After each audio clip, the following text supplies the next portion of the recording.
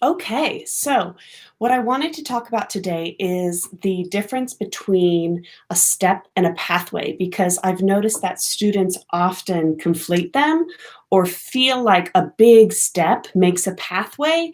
And in fact, from a theoretical perspective, they are separate. So let's talk about their differences and acknowledge their similarities and learn for ourselves where exactly it's most appropriate to define a movement as a step and where it's appropriate to define a movement concept as a pathway.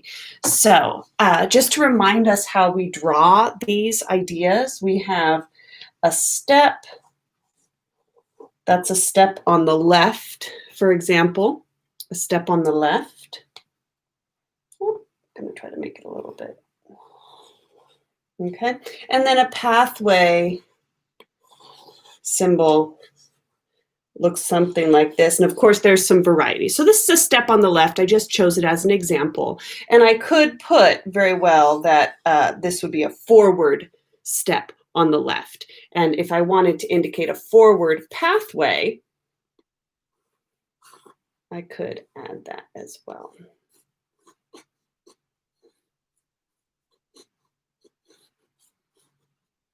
Here. Oh, that's terrible. My notation teacher would be ashamed. I'm so sorry, Tina and Anne. Okay, let's try that again. Okay. I love chalkboards, but they can be troublesome. Okay, so we have a step forward and a pathway forward. So why are they different? A step is identified as transitioning the weight, I'll just hold it up, transitioning the weight from one support to the next support. And in this case, a step is walking. So with the feet, stepping from one foot to the other foot or stepping onto a foot. Now, this step could be 2 inches big. It could be 2 feet big. It could be larger than 2 feet big, right? It could be a big lunge forward. And so when we take, for example, a big lunge forward, sometimes we have the sense that I am traveling in space. However, by definition, if you are only making one transfer of weight, use a step. If it is one transfer of weight, use a step or a walk, right? Because there's a reason why we define it as a step. And because only one shift doesn't necessarily give us a sense of progressing, continual progression forward. So conversely, if you have multiple transfers of weight, that's when you want to use the pathway symbol.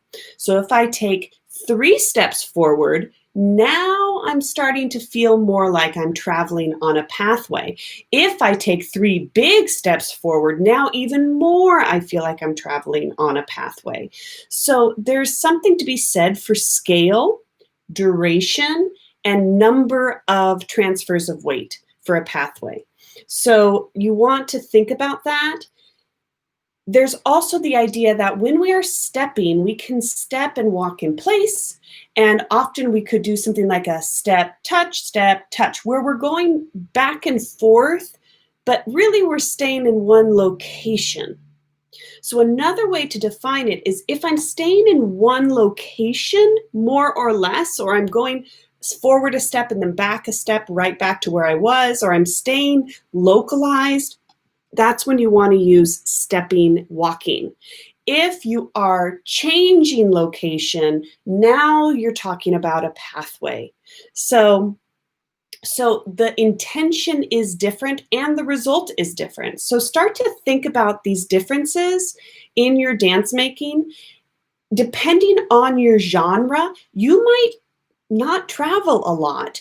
A lot of studio combos might not take pathways. It might it might be all about a big step here or a big step there, but I'm more or less staying localized and I'm not necessarily traveling and progressing through the space. Conversely, if I'm an ice skater, for example, and I have to travel and I'm constantly moving around the rink, I'm going to talk about my pathways because I'm really talking about how I am transitioning from location to location in the rink.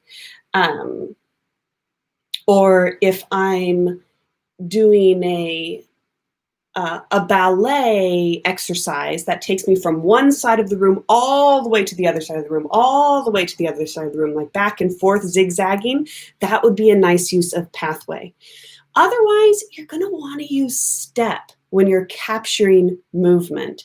So again, this is from a documentation perspective, and as you're notating, you want to make these distinctions. I hope this is helpful. Comment if you have further questions, and I look forward to seeing you incorporate both of these ideas in your scores. All right.